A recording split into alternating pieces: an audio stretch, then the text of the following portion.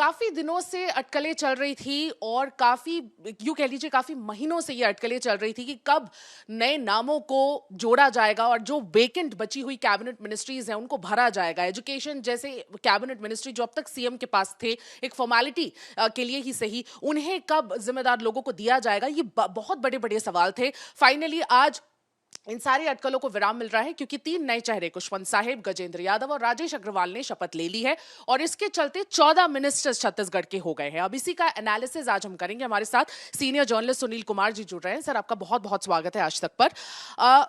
आज जो हुआ, आज 3 लोगों ने, नए लोगों ने शपथ लिया और ये जो नए नाम थे ये अभी अभी सुर्खियों में आना शुरू हुए थे। पिछले कुछ 15 दिनों से इनका नाम बहुत ज्यादा हर एक मीडिया रिपोर्ट में आना शुरू हो गया था। इससे पहले अटकलें चल रही थी कि शायद मिक्स्ड हो, चीजें मिक्स्ड हो, कुछ पुराने एक्सपीरियंस लोगों को लाया जाए और नए लोगों को भी रखा जाए। तो फाइनली आज 3 नए लोगों को रखा गया। सबसे पहला तो ये सवाल है कि हरियाणा मॉडल के तहत अब 14 मिनिस्टर्स हो गए हैं।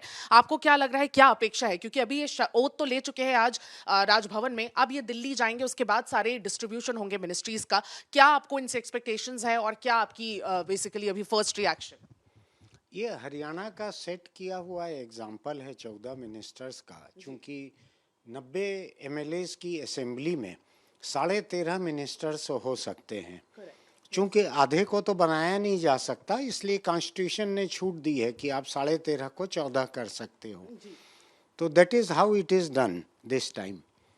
ये 3 नाम जो हैं, तीनों के तीनों बहुत सरप्राइजिंग एलिमेंट नहीं हैं, बल्कि गजेंद्र यादव को पहले कैबिनेट में जब शामिल नहीं किया गया था, that was surprising to most and shocking to a few.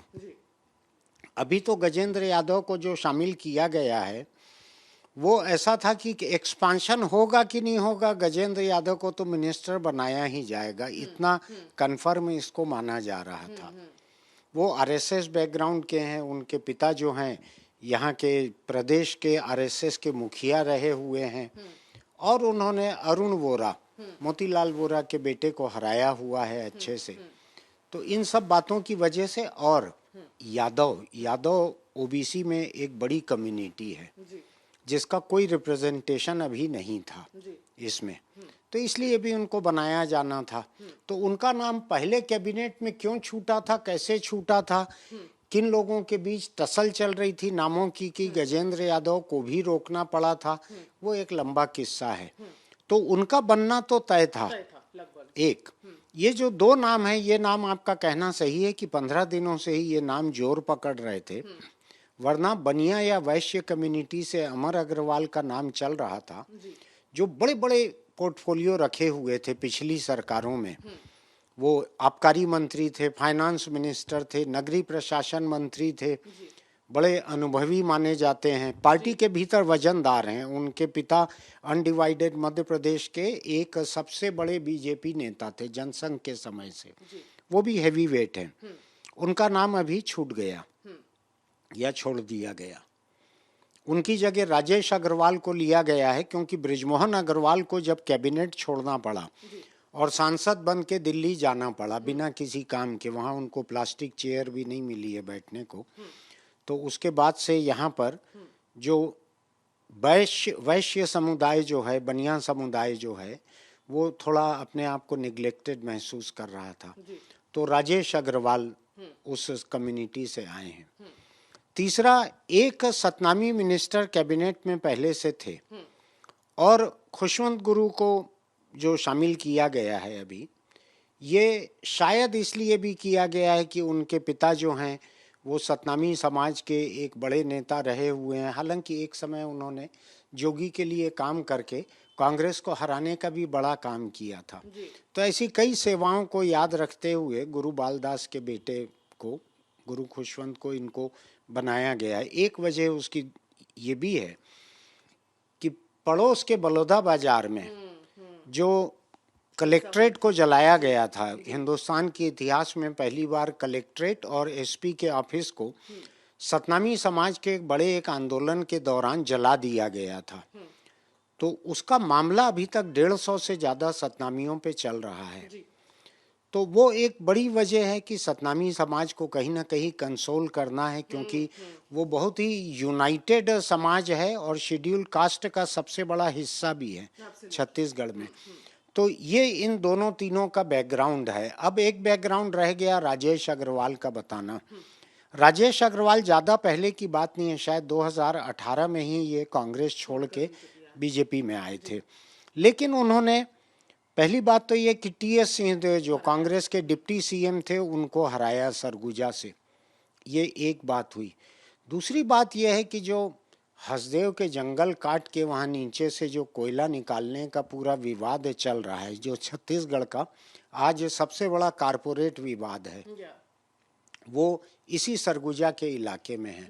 तो इसलिए राजेश अग्रवाल को बनाया गया हो वहाँ से कि एक व्यापारी समुदाय से आते हैं, ये चीज़ों को थोड़ा व्यापारिक नज़रिए से समझेंगे, ये एक वजह हो सकती है। बहुत अटकलें ये भी लगाई जा रही थी कि मिक्स करेंगे, जैसे कि मेरा पहला सवाल भी यही था कि मिक्स करेंगे, पुराने नामों को भी रखेंगे। इसमें राजेश मूणत का भी नाम आ रहा था, बीच बीच में अजय चंद्राकर का नाम आ रहा था, और ये सारे पिछली गवर्नमेंट्स में काफ़ी हैवी वेट लीडर्स रह चुके हैं। इम्प्लीमेंटेशन इनका काफ़ी इन्होंने प्रूव किया हुआ है ग्राउंड पर, मैकेनिज्म भी इनका काफी तगड़ा रहा है। तो इन तीनों के नाम जो हैं बहुत चल रहे थे। तो अमर अग्रवाल, जैसा कि आपने कहा, हैवी वेट होते हुए भी अभी उनका जो नाम है दरकिनार कर दिया गया, उनकी जगह एक दूसरे अग्रवाल को फ्रॉम द बिजनेस कम्युनिटी दे दिया गया।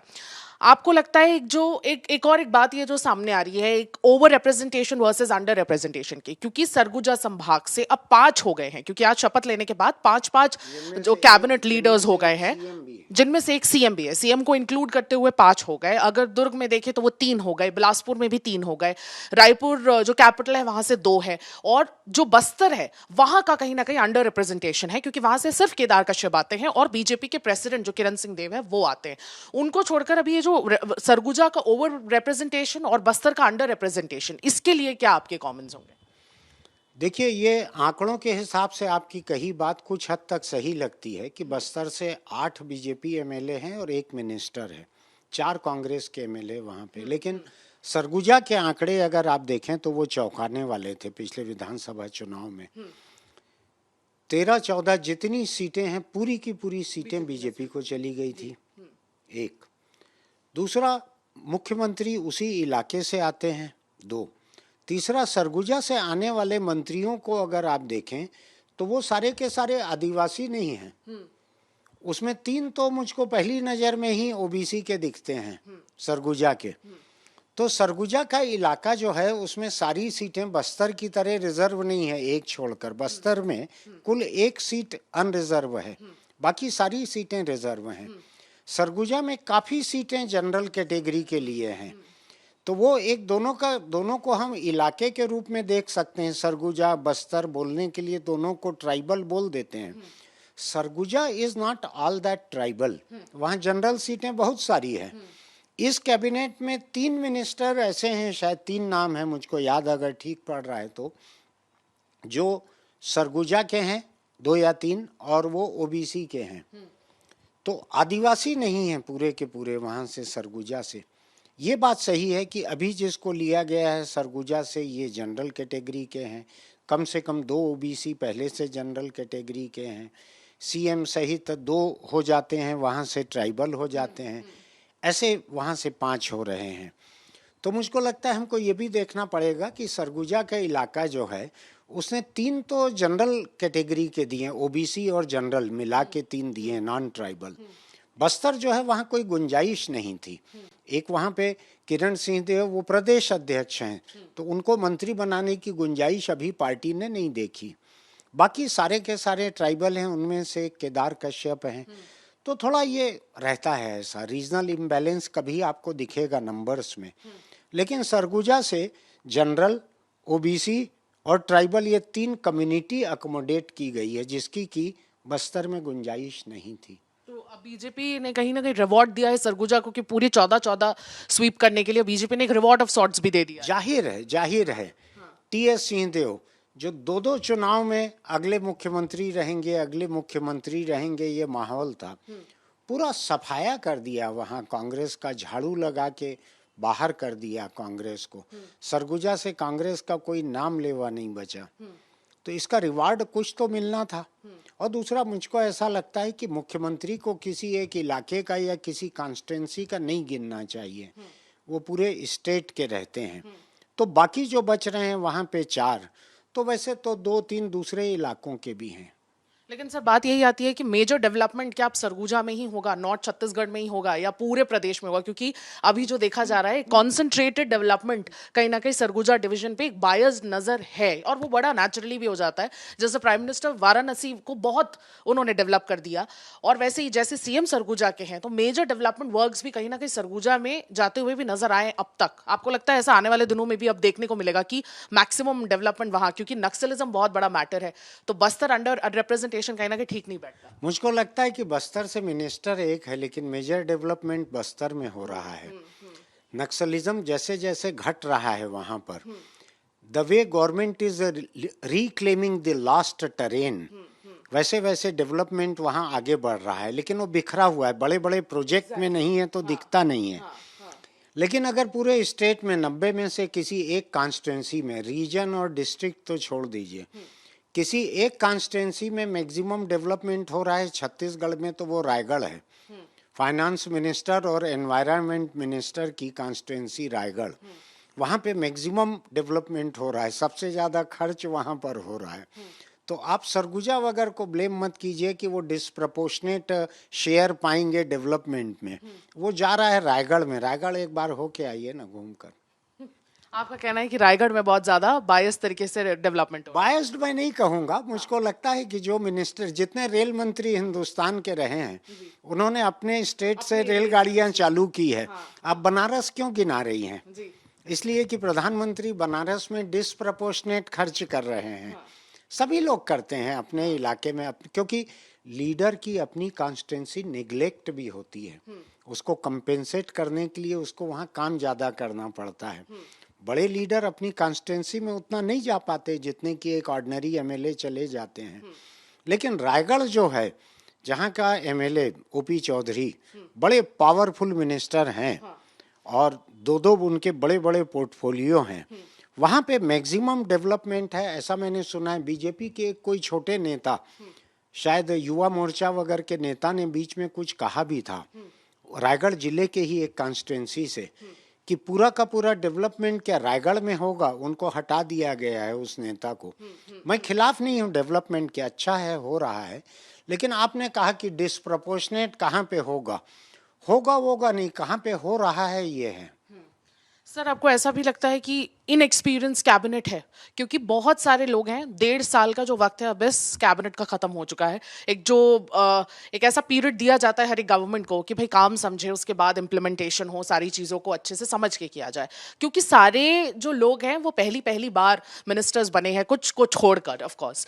तो आपको लगता है कि एक्सपीरियंस भी थोड़ा डालना चाहिए था, या ये ज्यादा अच्छा एक नैरेटिव सेट करने की कोशिश है? क्योंकि पुराने लोगों को बहुत मौके दिए गए थे, उन्हें बहुत बार मिनिस्ट्रीज में रिपीट किया गया था। अब ये नया जो प्रेसिडेंट है, जो बीजेपी ने हर स्टेट में ऑलमोस्ट सेट किया है कि हम नए लोगों को, नई लीडरशिप, सेकेंड राउंड ऑफ हमारी लीडरशिप क्रिएट कर रहे हैं, उसके लिए रिस्क लेना पड़ेगा। तो आपको क्या लग रहा है कि एक्सपीरियंस जरूरी था या ये प्रेसिडेंट ज्यादा जरूरी है कि नए लोगों को, नई लीडरशिप, नए रिस्क के साथ? आपको ये देखना पड़ेगा कि छत्तीसगढ़ में मुख्यमंत्री जो हैं वो स्टेट गवर्नमेंट में भले ना रहे हों, लेकिन सांसद कई बार के रहे हुए हैं, वो बहुत एक्सपीरियंस्ड हैं, उनको बनाया गया। राजस्थान में जो पहली बार विधायक बने हैं उनको मुख्यमंत्री बना दिया गया। तो बीजेपी जो है कई तरह के एक्सपेरिमेंटल लैब चलाते रहती है, कहीं हिंदुत्व का, कहीं संगठन का, कहीं नए लोगों का। आपको ध्यान होगा दिल्ली म्युनिसिपल के चुनाव में 70 की 70 सीटें नए लोगों को दे दी थी। 2 चुनाव पहले लोकसभा की छत्तीसगढ़ की 11 सीटें नए लोगों को दी गई थी। न कोई पुराना सांसद था, न हारा हुआ सांसद था, न किसी का कोई रिश्तेदार था, सारे 11 नए चेहरे थे। अभी मुझको ऐसा लगता है कि पुराने लोगों के चक्कर में अगर पड़ी रहती पार्टी, तो पुराने लोगों में बड़े बड़े धाकड़ लोग हैं। धर्मलाल कौशिक विधानसभा अध्यक्ष रहे हुए हैं, अजय चंद्राकर लगातार मंत्री रहे हुए हैं, एक बार चुनाव हार गए। उसके अलावा अमर अग्रवाल बड़े नेता रहे हुए हैं, राजेश मूणत रमन सिंह की सरकार में 15 साल मंत्री रहे हुए हैं।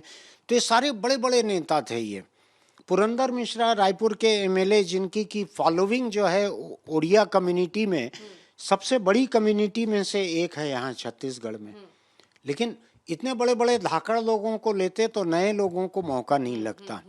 इससे मुझको एक चीज लग रही है कि पार्टी एक फ्रेश ब्लड चाहती है जिससे तजुर्बा भी होता चले। हालांकि उसने कुछ पुराने लोगों को रखा है।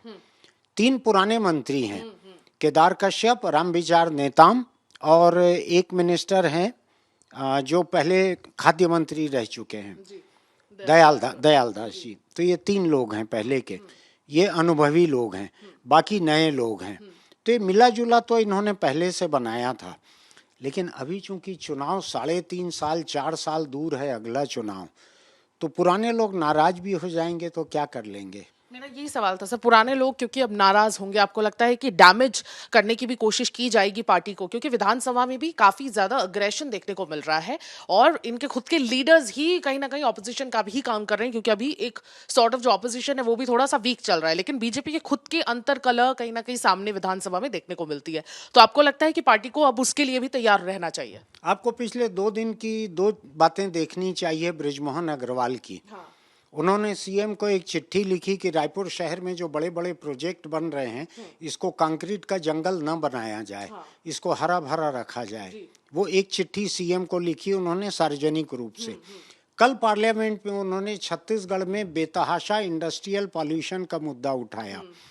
आपको देखना पड़ेगा कि ये दोनों मामले किससे जुड़े हुए हैं। दोनों मामले ओपी चौधरी की मिनिस्ट्री से जुड़े हुए हैं, जो बृजमोहन के निशाने पे लंबे समय से चले आ रहे हैं। जब ओपी चौधरी कलेक्टर थे और बृजमोहन मंत्री थे, तब से ओपी चौधरी बृजमोहन के निशाने पे चले आ रहे हैं।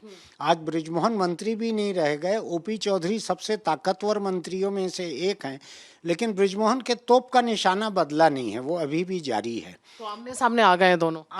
दोनों दूसरे तरफ से सामने नहीं है। दूसरे तरफ तो सत्ता में है, बृजमोहन से सत्ता छिनी है, वो अभी सामने है। हालांकि मैं उनके दोनों मुद्दों से सहमत हूँ, दोनों बातों से सहमत हूँ उनकी। ऐसे ही अजय चंद्राकर एक ताकतवर मंत्री रहे हुए हैं, बहुत अनुभवी हैं, ओबीसी समाज से आते हैं। विधानसभा में सरकार की सबसे ज्यादा फजीहत अगर कोई एक एमएलए करता है तो वो अजय चंद्राकर करते हैं। आप तो देखते आई हैं उनको, तो उनको नहीं लिया गया यहाँ। ये भी एक वजह हो सकती है कि तुम पार्टी की इतनी फजीहत करते हो, रात दिन असेंबली में, असेंबली के बाहर तिरछे तिरछे बयान देते हो। अभी एक कोई कार्यक्रम हुआ था पार्टी का सदस्यता पे सम्मान वगैरह, उसमें उन्होंने जिस तरह से अपना गमछा पार्टी का किसी गले में डाला, स्मृति चिन्ह किसी को दे दिया, उनके तेवर देखे थे आपने? नहीं देखे थे। तो आखिर पार्टी कहीं तो हिसाब चुकता करती है ना, या तो आप तेवर दिखा लो या सत्ता में आ जाओ। इस तरह की कुछ कुछ बातें थी। कुल मिला के 3 तो लेना था लोगों को। इन 3 में से भी अलग अलग इलाकों का, जाति का इसका रिप्रेजेंटेशन देना था। ऐसे में पुराने गजराज जो हैं, हाथी जो हैं पुराने बड़े बड़े, उनको ला के आप छोटी छोटी कुर्सी में तो बिठा नहीं सकते थे। फिर मुझको एक बात और लगती है जो आपने पूछी नहीं है, लेकिन मैं कह देता हूँ। मुझको लगता है कि पार्टी ने यह तय किया है कि विष्णुदेव साय कैबिनेट में सबसे ताकतवर रहेंगे। केवल एक बृजमोहन अग्रवाल विष्णुदेव साय पर हावी होते थे, तो उनको लोकसभा भेज दिया गया, कैबिनेट से हटा दिया गया। ये सोचा समझा फैसला था।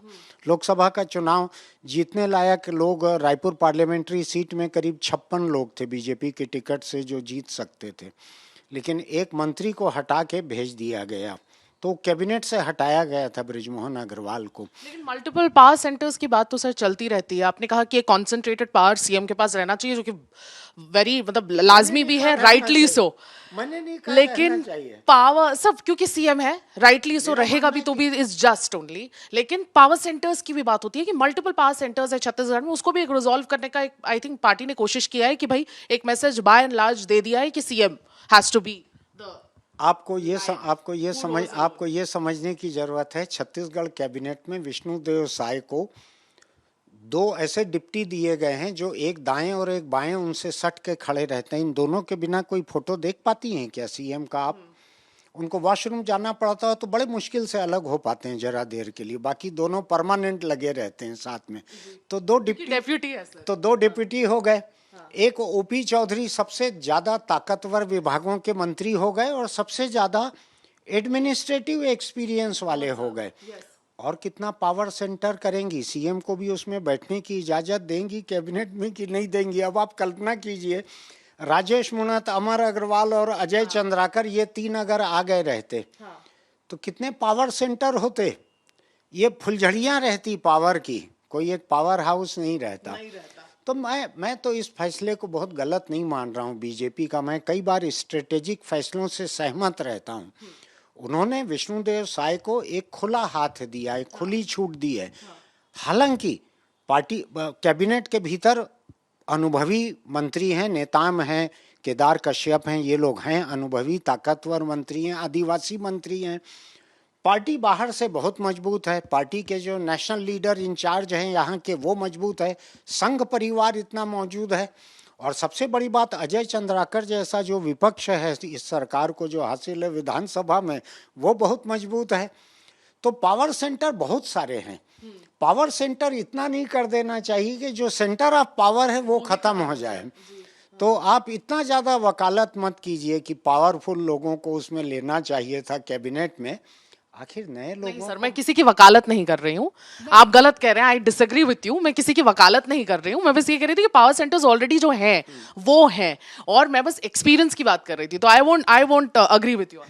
तो मेरा ये कहना है कि नए लोगों को मौका मिलना चाहिए। अगर वही 15-15 साल के मंत्रियों को आप 5 साल और दे दोगे तो 5 साल के बाद अगर बीजेपी की गवर्नमेंट बनेगी तो ये 20-20 साल के अनुभवी हो जाएंगे। अभी 15-15 साल के अनुभवी हैं। तो नए लोगों को मौका देना चाहिए। ये नए लोगों को मौका मिला है। अभी तो विधायक हैं ये लोग, जितने लोगों की बात हम लोग कर रहे हैं, मैं कर रहा हूँ नाम, आपने तो नाम भी नहीं लिए ज्यादा। लेकिन आपको लगता है sir they will live up to the expectation? सबसे बड़ा सवाल यही है।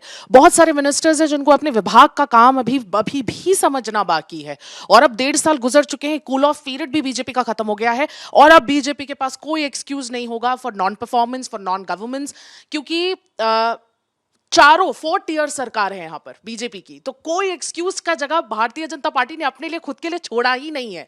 तो अब परफॉर्मेंस ही दिखनी चाहिए कहीं ना कहीं। आपको लगता है 1.5 साल तो गुजर गए, 1.5 साल में काफी मिक्स्ड रिएक्शन रहा है जनता का, ब्यूरोक्रेसी का, सभी का। आपको लगता है कि नए चेहरे आगे लेके जाएंगे पार्टी को? 2 चीजें हैं। मैं जो कहूँगा उससे इलेक्टेड डेमोक्रेसी की थोड़ी सी इज्जत खराब हो सकती है। बहुत सारी सरकारों में जो अच्छा काम होता है वो केवल इलेक्टेड लीडर्स की वजह से नहीं होता, वो अच्छे ब्यूरोक्रेट्स को मौका देने की वजह से भी अच्छा काम होता है। छत्तीसगढ़ गवर्नमेंट में एक ज़रूरत ये भी है कि अच्छे ब्यूरोक्रेट्स को और ताकतवर असाइनमेंट दिए जाएं ताकि काम अच्छा हो सके, पहली बात। दूसरी बात यह है कि चूंकि बहुत ज़्यादा पावर सेंटर्स नहीं रहेंगे तो जो 4 पावर सेंटर आज भी कैबिनेट में है, it is more than enough. Chhattisgarh के इतिहास में 4 पावर सेंटर एक कैबिनेट के भीतर कभी नहीं थे, ये पहली बार है। तो बहुत सारे पावर सेंटर हैं, बहुत सारे पावरफुल लोग हैं। पार्टी का अपना ढांचा जो है, विश्व की सबसे बड़ी पार्टी है तो छत्तीसगढ़ की सबसे बड़ी पार्टी तो है ही। तो इसको फीडबैक मैकेनिज्म भी इसका अच्छा है। संघ परिवार एक पैरेलल बॉडी है, अम्ब्रेला ऑर्गेनाइजेशन है, वो भी नज़र रखता है। तो ऐसे में अनुभवहीन मंत्री जो हैं उनके साथ भी अगर बड़े काबिल और अच्छे अफसरों को रखा जाएगा तो ये उन नए मिनिस्टर्स की ग्रूमिंग भी होती है। आखिर राजेश मुनत पहली बार मंत्री बने, विधायक बने थे और पहली बार मंत्री बन गए थे। राजस्थान के सीएम जो हैं वो तो पहली बार विधायक बने हैं, पहली बार मुख्यमंत्री बन गए हैं। तो अब इनएक्सपीरियंस्ड होना हम किसको कहें? नरेंद्र मोदी जिस दिन प्रधानमंत्री बने उस दिन पहली बार उन्होंने पार्लियामेंट बिल्डिंग में पैर रखा था। जिस व्यक्ति ने फॉरेन अफेयर्स को कभी देखा नहीं था, समझा नहीं था, गवर्नमेंट ऑफ इंडिया में या अपनी पार्टी की सेंट्रल ऑर्गेनाइजेशन में 1 घंटे भी काम नहीं किया था, वो दुनिया के हर देश को घूम के वहाँ के नेताओं को गले लगा रहे हैं। वो तो सीख लेते हैं लोग, तेज लोग सीख लेते हैं। दूसरा, छत्तीसगढ़ सरकार को ऐसे नए मंत्रियों के साथ में अच्छे और काबिल, अच्छी साख वाले अफसरों को रखना चाहिए ताकि मिलजुल के अच्छा काम हो सके और नए मंत्रियों की ग्रूमिंग भी हो सके। बिल्कुल।